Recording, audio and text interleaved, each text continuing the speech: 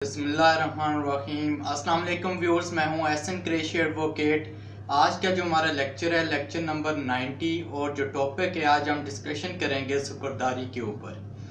सुपरदारी के हवाले से हम डिस्कस करेंगे कि इंटरम या बुरी सुपरदारी से क्या मुराद है, आर्जी सुपरदारी कौन सी सुपरदारी होती है, किस लॉ के तहत होती है और हतमी सुपरदारी किस कानून के तहत होती है। इससे पहले टॉपिक में हमने डिस्कस किया था, जो ऑलरेडी हम अपनी वीडियो बना चुके लेक्चर के अंदर हमने डिस्कस किया था कि पुलिस ऑफिसर्स जो हैं किसी भी मुश्तबा शय को वो अपने कब्ज़े में ले सकते हैं और बाद में उसके हवाले से सुपरदारी करवानी पड़ती है। आज हम सुपरदारी के ऊपर डिस्कस करेंगे। सुपरदारी के हवाले से एक बात जहन में रखना बड़ी आम है, ये बहुत ही ज़रूरी है कि सुपरदारी जो है, अगर पुलिस ऑफिसर 550 के तहत अगर किसी गाड़ी को रोकते हैं, मोटरसाइकिल को रोकते हैं और उसके बाद कोई मुश्तबा शय है जिसके हवाले से उन्हें गुमान हो कि ये चोरी की है, तो उसको वो अपने कब्ज़े में ले सकते हैं। कब्ज़े में लेने के बाद उसको वो पुलिस स्टेशन ले जाकर बंद कर देते हैं। अब उस हवाले से सुपरदारी करवानी पड़ती है। अगर एफआईआर केस हो, अगर एफआईआर हो, बिलफर्ज उन्हें ये पता चल जाता है एक गाड़ी रोकी, मोटरसाइकिल रोकी और पता चला कि ये गाड़ी या मोटरसाइकिल चोरी की है, फिर तो वो एफआईआर दर्ज कर देंगे। तो जब एफआईआर दर्ज होगी तो वो जो सुपरदारी है फिर अंडर सेक्शन 516A अबूरी सुपरदारी होगी और 517 के तहत फिर एफआईआर केस में जो सुपरदारी होती है वो 516A के तहत होती है। और अगर वैसे 550 में बंद कर दें तो उसकी जो सुपरदारी होगी एफआईआर के बगैर अगर उन्होंने बंद कर दी और एफआईआर अगर नहीं का अंदराज नहीं किया तो फिर सुपरदारी 550 सीआरपीसी के तहत होगी। उसका तरीकाकार ये है कि जिस शख्स की जो शय है जो उन्होंने पुलिस ने कब्जे में ली, अगर मोटरसाइकिल है, ये गाड़ी है, वो उसके ओरिजिनल कागजात के साथ वो जाएगा, जो मुतल्लिका एरिया मजिस्ट्रेट है उसको एप्लीकेशन देगा सुपरदारी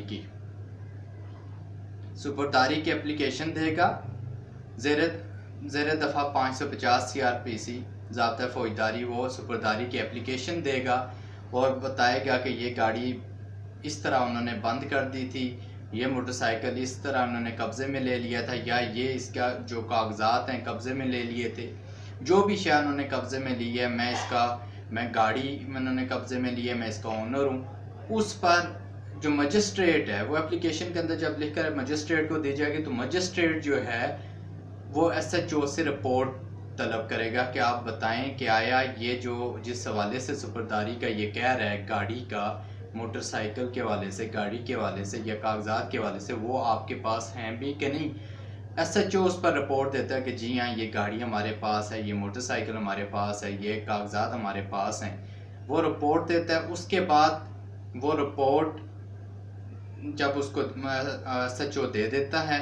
तो वो जो एप्लीकेंट है जिसने दरख्वास्त दी होती है, उसके बाद वो दोबारा जाता है तो मजिस्ट्रेट जो है वो रिकॉर्ड को पेरूज करने के बाद, मुलाहिजा करने के बाद जो है वो आर्डर करता है कि ये प्रॉपर्टी रिलीज़ की जाए और इस शख्स के हवाले कर दी जाए। ये तो सुपरदारी हमने बात की 550 में, जिसमें एफआईआर नहीं हुई, रास्ते में उन्होंने मुश्तबा जानकर सड़क पर रोकी गाड़ी को बंद कर दिया, कागजात नहीं थे बंद कर दिए, या कागजात थे और वो ऐसे लग रहा था कि ये टेम्पर्ड हैं, ये फेक हैं, बोगस हैं कागजात, तो उन्होंने गाड़ी बंद कर दी, मोटरसाइकिल को बंद कर दिया, ठीक है। या किसी बेस पर भी उन्होंने गाड़ी को कब्जे में ले लिया, कागजात कब्जे में ले लिए या मोटरसाइकिल,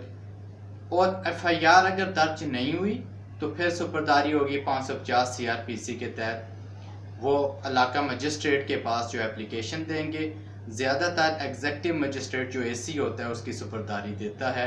बहुत सारी जगहों में, प्रोविंसेस में,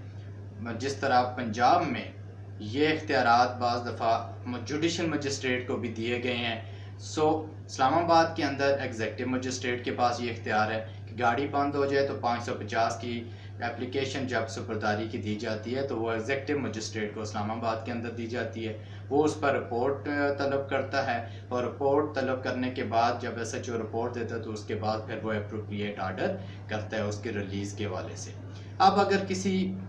प्रॉपर्टी के हवाले से जो उन्होंने गाड़ी है, मोटरसाइकिल है, अब पुलिस ने FIR दर्ज कर दी है, उन्होंने कहा ये गाड़ी चोरी की है, मोटरसाइकिल चोरी की है, FIR अगर दर्ज हो गई तो अब ये मामला चला गया जुडिशल मजिस्ट्रेट के पास। तो जो सुपरदारी आप होगी FIR केस में, जो सुपरदारी होती है वो जो एप्लीकेशन दी जाएगी अबूरी सुपरदारी के हवाले से वो 516A के तहत दी जाएगी। 516A के तहत वो शख्स जाकर अपने डॉक्यूमेंट्स दिखाएगा, उसके बाद मजिस्ट्रेट रिपोर्ट तलब करेगा SHO से, उसके बाद जो है वही प्रोसीडिंग होगी, उनको सुनने के बाद वो प्रॉपर्टी के हैंड ओवर के वो आर्डर करेगा। अब ये तो हो गई अबूर, और उसके साथ साथ जो है वो श्योरिटी बॉन्ड भी ले लेगा उस शख्स से कि जब कभी भी ज़रूरत पड़ेगी ये गाड़ी आपने इस कोर्ट के या ये मोटरसाइकिल या ये जो प्रॉपर्टी है ये आपने हैंड ओवर करनी है, इस अदालत को के हवाले करनी है जब कभी भी ज़रूरत पड़ेगी। उसकी वजह ये है चूँकि FIR केस में जब FIR होगा तो FIR में प्रॉपर्टी की डिस्पोजल के हवाले से होता है कि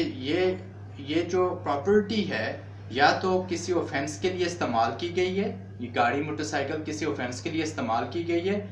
या इस जो प्रॉपर्टी है जो कब्जे में ली गई इसके हवाले से कोई ऑफेंस कमिट किया गया है।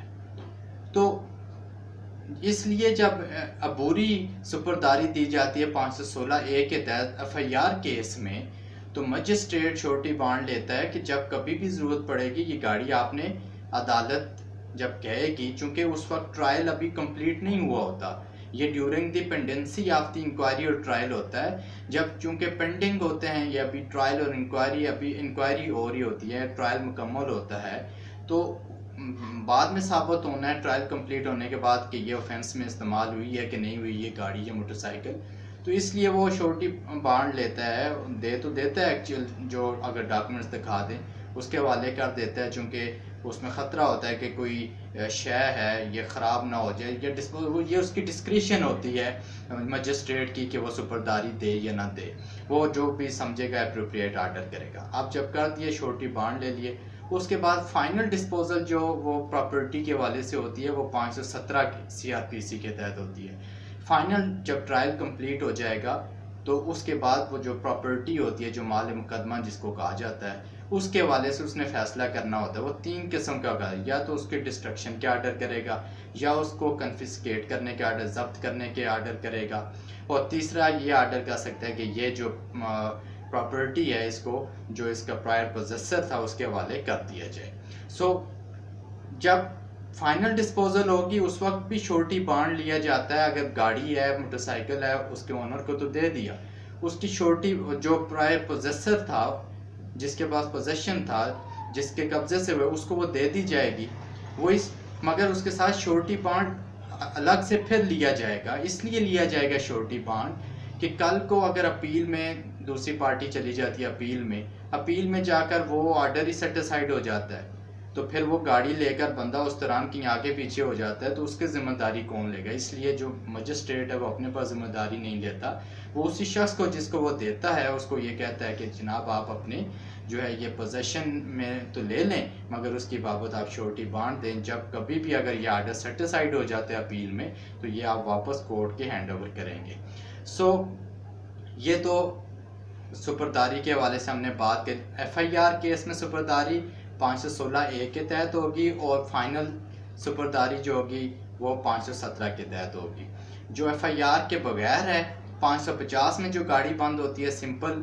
जिसको सुपरदारी आप कह लें 550 में उन्होंने बंद कर दी मुश्तबा जानकर, तो वो 550 के तहत आप एग्जीक्यूटिव मजिस्ट्रेट को एप्लीकेशन देंगे, वो रिपोर्ट SHO से तलब करेगा, SHO कहेगा हाँ ये हमारे पास है, उसके बाद फिर मजिस्ट्रेट रिलीज़ करने के आर्डर कर देगा। मगर FIR केस में अगर प्रॉपर्टी है तो वो 516A के तहत जो है उसकी सुपुर्दारी की इंटरम सुपुर्दारी होगी, और हतमी फाइनल सुपुर्दारी जो डिस्पोजल होती है वो 517 CRPC के तहत की जाती है। सो व्यूअर्स, मुझे उम्मीद है कि ये लेक्चर आपको पसंद आया होगा। अगर मेरा लेक्चर आपको पसंद आया तो मेरे चैनल को सब्सक्राइब कीजिए और दोस्तों से शेयर भी कीजिए। वस्सलाम।